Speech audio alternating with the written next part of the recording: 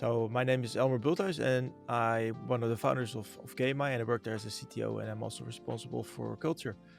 And I have two children. Hi, I'm Ilyas Baas. I am a software engineer at Gameye, and I am in charge or actually responsible for building many integrations that we're working on.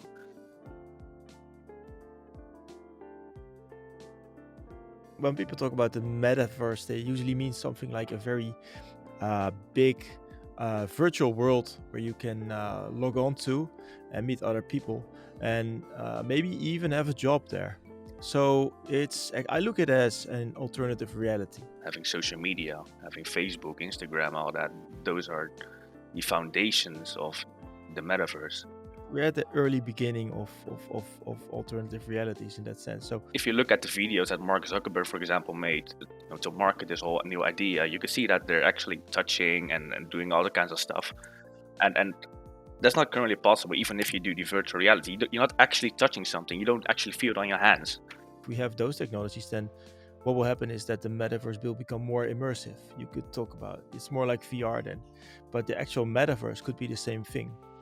So now we have, if you have a metaverse with only sight and sound, that's already a very interesting thing.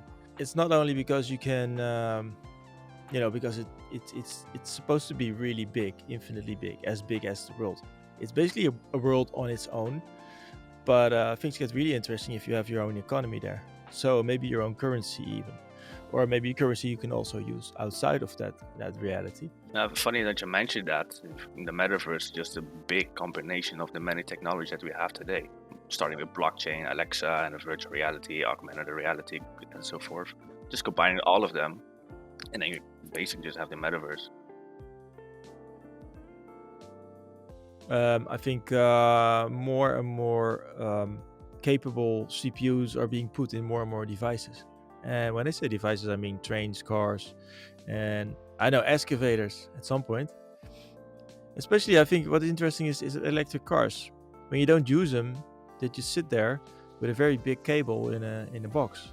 That cable could be made perfectly suitable to transfer data, and then you could host part of the metaverse on your car.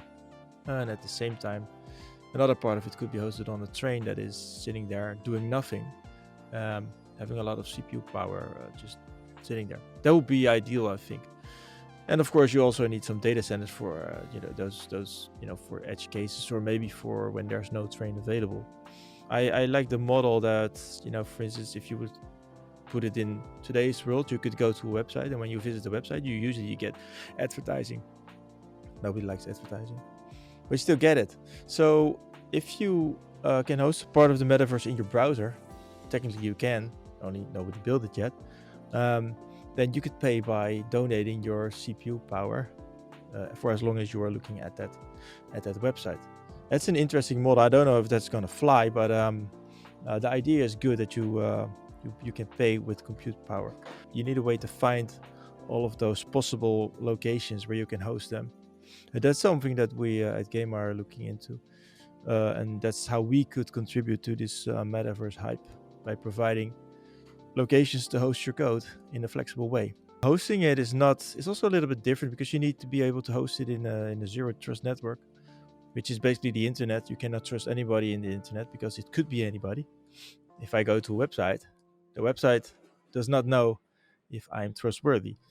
That's also a thing that's going to be taken care of, authentication and authorization. Like if you're going to host part of a metaverse on a car, how does the car know that I'm not trying to do something bad to the car, or to it should be protected really well. But yeah, so those are a few things to consider, I think. The companies that are already actively engaged in social media are ready to jump into the metaverse, but there are also companies who are still very old-fashioned. So eventually, those will fall behind. Yeah, but that's amazing. But that's probably also one of the things that's going to happen, is that new kinds of companies are going to exist, because this lady is designing fashion, but actually she's doing something that already exists in the normal world. The possibilities in the metaverse are much broader. You could design clothes, all right, but you could also design wings. You could also not be even be limited to your avatar could also be multiple people, for instance. I don't know where that's going to go, but just to illustrate that possibilities are much, there are more possibilities than that we have in this world, and therefore I think we're going to see companies that could not even exist in this world. So you're going to have something like a metaverse or virtual company that works only in the metaverse. So we're essentially just giving more artistic people a chance to actually participate in society in a way. Is that we're going to have new possibilities, more room for creativity to Even people such as historians who struggle finding an actual job because history is not that exciting to many people. So if you have a metaverse, you could essentially just recreate history, and then it becomes more exciting because it's more immersive for many people. And then of course I think also, if you talk about, people with, but it's that's the easy way to see it. If you have some form of disability, you don't have that in the metaverse. And maybe if you have some mental issues or something like that, you could go into a metaverse and be who you want to be. I'm not sure if that's a good or a bad thing, but it will give people a sense of freedom. That's great. And I think by the way, I think there's going to be many metaverses. There's going to be a few big ones, but and also a few small niche ones. Especially the small niche ones, you can be, yeah, what you always wanted to be. It's like a vacation, probably. Or when you get home, you go to your metaverse, and there you can be a dolphin if you feel like it. I don't know. You can be what you want to be, but at the same time, it sounds very addictive. Also, but this is where the whole the tooling part comes in. If you are going to build a store, you need architect, right? Well, you also need somebody who actually lays down the bricks and stuff like that for the plumbing, everything. You will have similar people in the metaverse. You probably have a metaverse architect, but this guy or girl is gonna need the tooling for it. You cannot expect every architect to be a senior programmer. It all depends on the tooling. I guess you're gonna have different tools for building a shop, or maybe different tools for building some piece of electronic in the metaverse, like a disco light or something like that. So if you are going to build a store now in the metaverse, I think you need a programmer, a skilled developer. In the future, that should change. I imagine that the average Joe that's actually just running a shop um, that wants to engage in a metaverse um, would not actually resort to a programmer or someone of that kind of skill, but we're rather relying on something that's much more easier to use. Like we have WordPress, for instance. What you see is what you get. It's very drag and drop, and eventually there will be standards for this metaverse stuff. Just like we have in decentralized finance, we have Ethereum as the biggest one. So all this average Joe people will just hop into the standard, the one that's already established. But that's the same how web develops itself. When internet just new, there was HTML. You need to write HTML to create a web page, and you did that in Notepad, and that was it. And now we have all these fancy editors, and also, of course, we have like prefab solutions like WordPress and many others. You need the same thing for a metaverse, yeah. When I was looking into this metaverse stuff, it reminded me of South Park's Imagination Land, and that's why it's so important that we have the Neuralink part engaged in it, because then you're actually being able to imagine something new, just right away, instantly. It's having something in front of your eyes, and that's scary to think about. It's actually going to happen at some point. You know what's a really interesting thought is dating in the metaverse. So imagine if I would meet somebody in the metaverse. I'm never gonna see her in real life, or I say her, but it could also be like a dinosaur or another animal. Anyway, so we're never gonna meet. I don't know. I don't know if I'm a unicorn in the metaverse. Why would I stick to? I don't know. I could be dating a star. I don't know.